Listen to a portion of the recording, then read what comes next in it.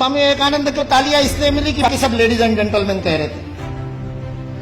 जब मैंने रिसर्च किया, मेरी लुई बर्क नाम की महिला ने 6 ग्रंथ लिखे स्वामी विवेकानंद की विदेश यात्राओं को, Swami Vivekananda in the West new discoveries इस नाम से। वो मेरी लुई बर्क ने शिकागो की उस धर्म सभा में उपस्थित जो श्रोतागण थे उसके प्रत्येक के साथ संपर्क किया, जो जीवित थे, जो जीवित नहीं थे उनके वंशजों के साथ, उनकी डायरिया खंगाली, उसके पूरे मिनट्स पढ़े। और उसके बाद में वो कहती है स्वामी विवेकानंद पहले व्यक्ति नहीं थे, चौथे व्यक्ति थे। उनसे पहले 3 लोगों ने ब्रदर्स एंड सिस्टर्स नाम का संबोधन किया था। श्रीलंका से बौद्ध साधु गए थे, धम्मपाल अंगीकारा, उन्होंने किया था। एक बौद्ध भिक्षु जापान से आए थे, उन्होंने भी यही बंधु और भगिनी वाला संबोधन किया था। और तीसरे प्रताप चंद्र मुजुमदार थे, जो भारत से ही गए थे, थियोसॉफिकल सोसाइटी के प्रतिनिधि थे, उन्होंने भी किया था। स्वामी विवेकानंद चौथे थे। उस सभागृह ने पहले 3 बार वो संबोधन सुना था, उसके बावजूद नाविन्य के कारण तालियां नहीं बजी थी 2.5 मिनट तक। उसके बावजूद 2.5 मिनट तक तालियां बजी, क्योंकि वहां खड़े हुए व्यक्ति के अंदर वह भातृत्व का, वह बंधुत्व का, वह अपनत्व का, वह आत्मीयता का मेरा कोई है, इस प्रकार का बोध उस वाणी के माध्यम से श्रोताओं के साथ जुड़ा था। सुभाष चंद्र बोस बहुत जबरदस्त वक्ता थे, मुर्दे को जगा दिया उन्होंने। अपनी पूरी आजादी सेना युद्धबंदियों में से तैयार की थी। हारे हुए युद्धबंदियों के कैदियों के बीच में ऐसे प्राण फूंकते कि आजाद हिंद सेना की स्थापना हो जाए। वो सुभाष चंद्र बोस कहते हैं आज स्वामी विवेकानंद जीवित होते तो उनके पैरों में मैं बैठा होता। उस सुभाष चंद्र बोस को किसी ने पूछा कि स्वामी विवेकानंद के शब्दों का असर क्यों हुआ, तो उन्होंने अपनी वो कवित्वमय वक्तृता में कहा था, जो बात होठों से बोली जाती है होठों तक पहुंचती है, जो बात गले से बोली जाती है मेरे जैसे चिल्ला चिल्ला के वो गले तक पहुंचती है, कभी कभी गले उतर भी जाती है, लेकिन हृदय तक वही बात पहुंचती है जो हृदय से कही जाती है। और स्वामी विवेकानंद के शब्द हृदय से कहे।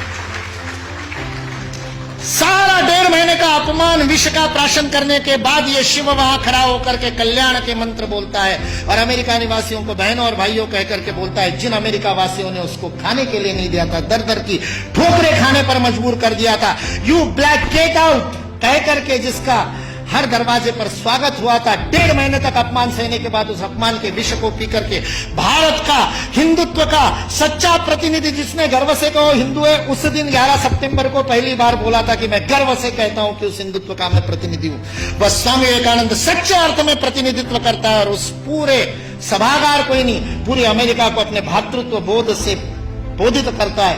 ये भारतीय संस्कृति की वैश्विक अवदान है, वसुधैव कुटुंबकम का भाव है।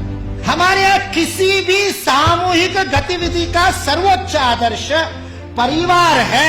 यदि आप अपने संस्था में परिवार का भाव स्थापित नहीं कर सके तो उस संस्था का नेतृत्व करने का आपको अधिकार नहीं है। ये भारत का बोध है।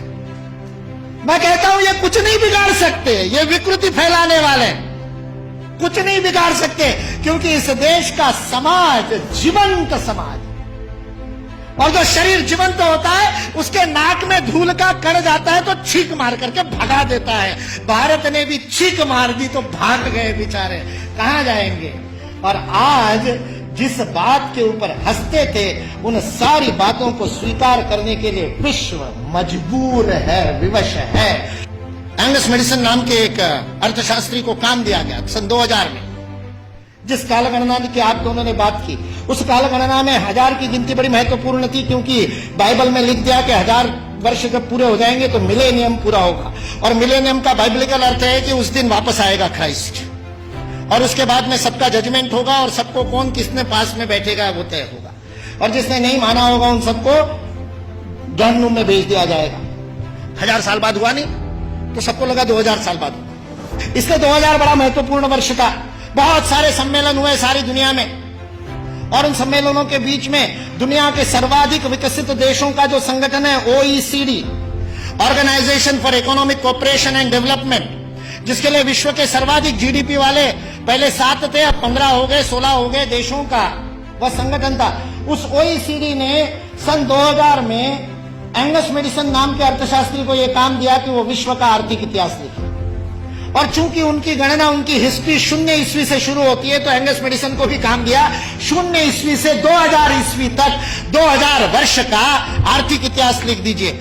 उस पुस्तक का नाम है economic history of the world millennial perspective by Angus Maddison. OECD.org इस वेबसाइट से आप डाउनलोड कर सकते हैं।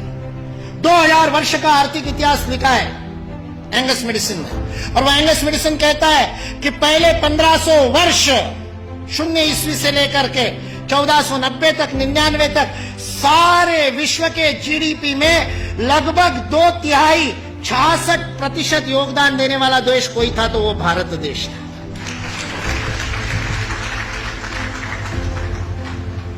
मैं सोच रहा था, इतिहास का मैं विद्यार्थी हूं, आपके जैसा इतना अध्ययन तो नहीं किया, लेकिन मैं सोच रहा था ये 1500 से क्या संबंध है। तो पता चला वास्को दी गामा 1498 में आया था और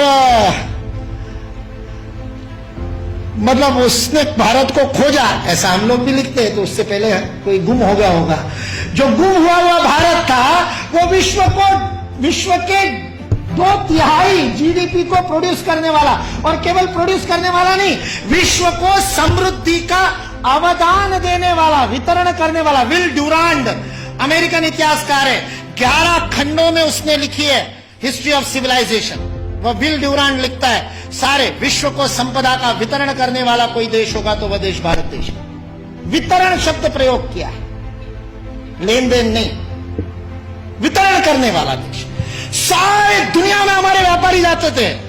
वो वास्को दी गामा को भी हमारे ये गुजरात का व्यापारी, वास्को दी गामा ने अपनी डायरी में लिखा है, वो गुजरात का व्यापारी पानी के जहाज लेकर के उसको मिला साउथ अफ्रीका में।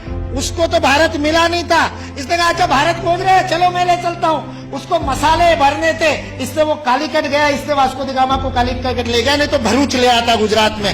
फिर हमारे इतिहास वाले लिखते कि वास्को दी गामा भारत को खोजता खोजता भरूच पहुंच गया। वास्को दी गामा को भारत के व्यापारी कान्हा भाई ने खोजा, मिल गया, और उसको कहते को भारत खोज रहे, चल भाई मैं दिखाता हूं, चल मेरे साथ, और साथ में ले। ये वास्को दी गामा ने अपनी डायरी में लिखा है, वो बेईमान नहीं है, उसको छिपा करके इतिहास की किताबें लिखने वाले बेईमान।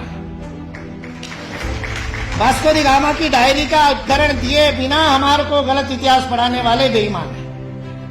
वास्को दी गामा ने तो ईमानदारी से लिखा है। उसने ये भी लिखा है कि उस कान्हा भाई के जहाज मेरे जहाजों से कई गुना अधिक प्रगत थे। 40 खेने वाले लगाने के बाद भी मेरे जहाज को उतनी गति नहीं थी जो उससे 3 गुना बड़े, 3 मंजिल वाला जिसके ऊपर डेक था, ऐसे जहाज को केवल 16 नाविक खेते थे। ऐसा कान्हा भाई का जहाज था। भारत की विज्ञान और तकनीकी की स्थिति अंग्रेज इस देश में आए तब सारे विश्व से अधिक उन्नत थी। ये अंग्रेजों में से कुछ ईमानदार इतिहासकारों ने लिख करके रखा। इसलिए जो इस गलतफहमी में है कि अंग्रेज इस देश में नहीं आते तो भारत में तो कोई विज्ञान ही नहीं होता, वो इस बात को समझ ले कि अंग्रेज इस देश में नहीं आते तो केवल भारत का ही नहीं, विश्व का विज्ञान आज है उससे अधिक प्रगत हो।